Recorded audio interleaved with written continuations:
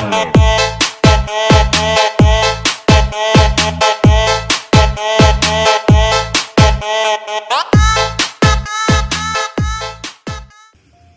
Damar Sumarif, ini teman saya Ahmad Kurniawan Ritonga. Jadi kami di sini akan bertukar pikiran, sharing-sharing mengenai bisnis kelapa sawit di Indonesia. Kami akan mengupas mengenai isu-isu ataupun hal-hal terbaru dan turunan-turunan dari kelapa sawit. Jadi saya di sini, kita mulai kan, saya bertanya, menurut Anda apa hal terbarukan dari kelapa sawit saat ini yang Anda ketahui? Jadi yang saya ketahui ya, oke. Jadi begini, Pres. Kemarin kan saya baca buku juga. Jadi dia bilang begini, peluang daripada kelapa sawit itu untuk Indonesia ke depannya itu salah satu termasuk komponen yang namanya daripada SDGs Indonesia, Sustainable Development Goals daripada Indonesia, yang mana di situ tujuan daripada kelapa sawit ini nantinya akan menjadi energi terbarukan untuk Indonesia. Yang paling utama itu adalah dia mau mengganti bahan bakar minyak untuk kendaraan bermotor Indonesia. Jadi kan kalau gini, kita ke ini ke pom bensin gitu kan, di pom bensin itu kan kita lihat ada namanya biosolar, biosolar kan. Jadi sebenarnya biosolar itu maksud dari biosolar itu sudah terkandung kelapa sawit, kelapa sawit, tapi kadarnya masih 20% daripada fosil. Jadi istilahnya perbandingannya 80% daripada fosil, 20% itu kelapa sawit. 20% fosil, 20% sawitnya. Jadi itu kan masih uji, dan memang berhasil. Jadi program pemerintah selanjutnya, apalagi tahun 2020 ini, itu programnya mau ditingkatkan menjadi 30%. Ya, 30% kelapa sawit, 30% fosil. Jadi terus menerus nanti pada akhirnya akan 100% daripada kelapa sawit. Makanya menurut saya kalau kelapa sawit ini sangat berpeluang lah untuk energi terbarukan di Indonesia. Jadi kan ya, kalau menurut orang bilang istilahnya sawit itu merusak lingkungan, sebenarnya tidak nih, tergantung daripada pengolahannya. Karena itu memang betul-betul alternatif, energi alternatif untuk Indonesia. Karena belum tahu kita kan kalau fosil ini bakal lama-kelamaan kan enggak. Jadi itulah makanya kalau fosil itu memang nggak perlu kita harapkan. Terus sekarang gimana caranya mencari alternatif energi? Kalau di Jerman kan sekarang udah ada mobil listrik, mobil listrik ya kan. Kalau di Indonesia mungkin belum bisa yang namanya mobil listrik, diambil lah alternatif lain ya. Nah itu dia kalau untuk energi terbarukan. Jadi ya kalau tahu mungkin kurang setuju juga kan, atau memang ya itu kan energi terbarukan gitu, ataupun kalau dampak lingkungannya ya kan setiap perkebunan kan ada amdalnya, jadi kalau memang diikuti amdal itu mungkin nggak bakal ada yang namanya kerusakan lingkungan. Jadi lingkungan nggak rusak, energi terbarukan ada gitu ya. Nah, jadi kalau menurutmu ada nggak kira-kira peluang selanjutnya untuk Indonesia, atau menurutmu hanya untuk sebatas merusak Indonesia? Kita bilangkan dari istilah konteks isu yang ada di internasional global sekarang ini ya. Kalau dari saya lihat secara bisnis, memang kelapa sawit ini sangat menguntungkan bagi Indonesia, bagi masyarakat Indonesia maupun bagi pemerintah Indonesia sendiri. Karena kita lihat aja sekarang ekspor terbesar Indonesia itu terdapat pada kelapa sawit ya, benar kan? Jadi di situ, cuman di sini dia kata-kata yang menurut saya kurang yang saya suka, tapi saya sebaiknya dikembangkan lagi gitu kan. Kita melakukan ekspor kelapa sawit. Yang kita ekspor saat ini kan masih dalam bentuk minyak CPO ya. Belum ada produk turunan yang kita bikin secara dari Indonesia langsung. Paling yang adanya kayak perusahaan yang milik luar, dia bikin usaha makanan menggunakan minyak kelapa sawit, hanya seperti itu kan. Belum ada yang memang benar-benar dari kita turunan secara langsung gitu kan.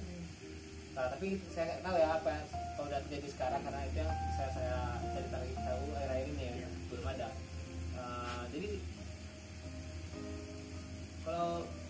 dibilang menguntungkan, memang kalau ini sangat menguntungkan, apalagi ini asli tanaman itu ada di Indonesia gitu. Kita nggak melakukan impor bahan baku lagi, kita nggak. Jadi kalau misalnya dikembangkan, kita bisa saja mengekspor produk turunan, produk baru, karena kan dari kelapa sawit ini fungsinya banyak, untuk sabun, untuk deterjen juga kan, untuk sebagian besar lah produk menggunakan kelapa sawit ini ya. Nabati. Jadi kalau bisa ke depannya itu ada perubahan, kita bikin di Indonesia ini, semoga aja ada industri yang mengembangkan yang bahan bakunya dari kelapa sawit ini. Dan memang banyak tadi saya bilang tadi, konteks isu itu kan, jadi isu yang beredar di luar negeri. Saya itu penasaran juga mengapa mereka itu sangat gencar membuat isu-isu black campaigns itu. Gini lah, saya tanya balik kepada Anda gitu kan, karena tadi Anda mengatakan pertama kali bisnis tadi yang energi terbarukan dari kelapa sawit. Jadi awal menurut Anda? Jadi gini, sebenarnya gini guys, kayak sekarang kan, sebenarnya tadi aku mau nanya juga sama Wito, istilahnya menurutmu kayak sekarang Eropa sedang memboikot ataupun melarang produk-produk sawit masuk ke Eropa gitu kan, karena dengan alasan sawit ini merusak, tidak baik gitu kan. Sebenarnya menurut aku gini, itu salah satu program orang itu agar usaha orang itu nggak nggak hancur. Kalau memang betul sawit itu merusak, itu sebenarnya nggak bakal dikembangkan dimanapun. Usaha seperti apa? Misalnya gini ya, kayak energi terbarukan bilang. Ketika sawit berhasil membuat energi terbarukan, apalagi yang paling berpengaruh itu kan bahan bakar minyak. Ketika itu berhasil nantinya, jadi produk-produk orang itu kayak mobil-mobil listrik ataupun sebagainya yang mungkin ada energi alternatif lain selain daripada kelapa sawit, bisa nggak ini tersaingi dan padanya kalah saing dengan sawit ini, karena sawit kan jelas dia makhluk hidup organik. Jadi ketika dia mati kan bisa direplanting, berbaruannya cepat. Dia tuh terus menerus. Berbeda dengan kayak itu sumber daya yang lain, yang sumber daya alam yang belum bisa diperbarui karena pembuatan listrik gitu kan. Jadi kalau seandainya nggak ada lagi tenaga listrik kan susah juga gitu. Tapi orang itu memang sengaja biar kelapa sawit ini tidak berkembang. Ditambah lagi di tempat orang itu memang tidak ada lahan untuk pembangunan kelapa sawit, buat perkebunannya kan. Jadi kayak mana caranya? Itulah mungkin program orang itu pertama, mengajarkan anak-anak mereka bahwa bahaya sawit itu seperti apa. Kan jelas istilahnya membangun kelapa sawit itu, membangun perkebunan kan nggak sembarangan, ada AMDAL, jelas AMDAL. Jadi AMDAL itu kan untuk menganalisis tentang dampaknya terhadap lingkungan, kayak mana mengatasinya. Istilahnya kita bangun perkebunan biar nggak rusak gitu kan, ya udah jelas. Jadi sebenarnya gimana ya,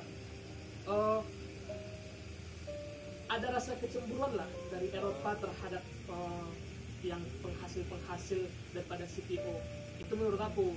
Tapi nggak tahu lah kalau orang-orang lain pemikiran gimana. Cuman simpelnya gitu sih. Soalnya kita bangun perkebunan itu nggak sembarangan. Kita pakai AMDAL.